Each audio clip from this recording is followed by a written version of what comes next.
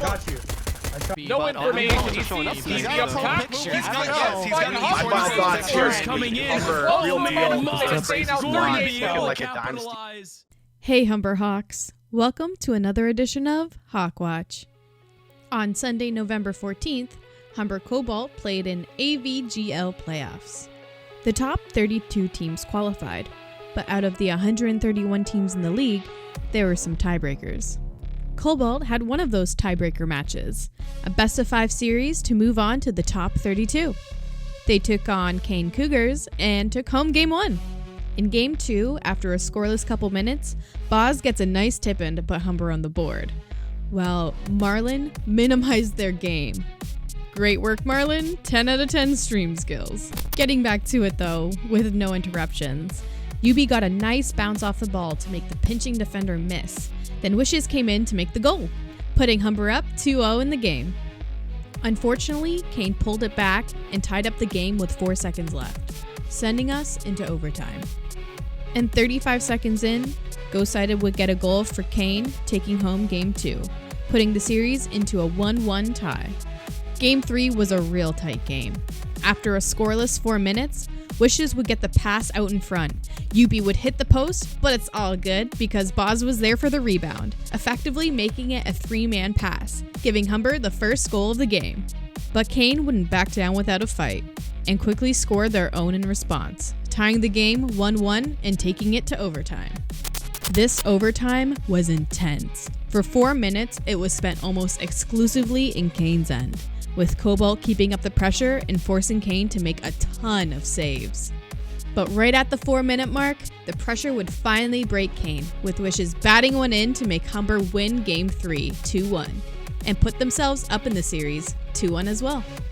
Cobalt had a hot start in Game 4, with UB getting a clean shot in Kane's corner, intercepting it and putting it straight into their net.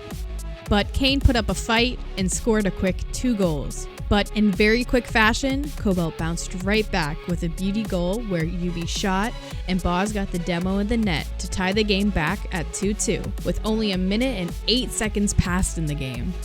This is when the floodgates opened for Humber, as Boz, the man with the most goals and assists across both Humber teams, would swiftly score 3 goals, starting what would be an incredible snowball for Humber, where they would just not let up. All of Humber Cobalt would continue to go at an incredible pace, with another clean example of UB scoring and Boz demoing the defenders. This goal in particular would put Humber up 6-3. With a minute and a half left, Boz made a nice save that deflected straight to UB, who reached up and spiked it in to put Humber up 9-3. Kane did score a goal, but right off the following draw, Wishes with a double touch scored again, taking back any momentum Kane had. And to round out this Game 4 blowout, right in front of the net, Wishes made a nice little bump to UB, who puts it in for the 11th goal. And with that win, Humber would win the series 3-1 and move on to the top 32 of the AVGL playoffs. Humber knew this was going to be a tough series, as they had to go up against Stockton, who played against Humber Saffron earlier in the year and took a convincing 3-0 victory.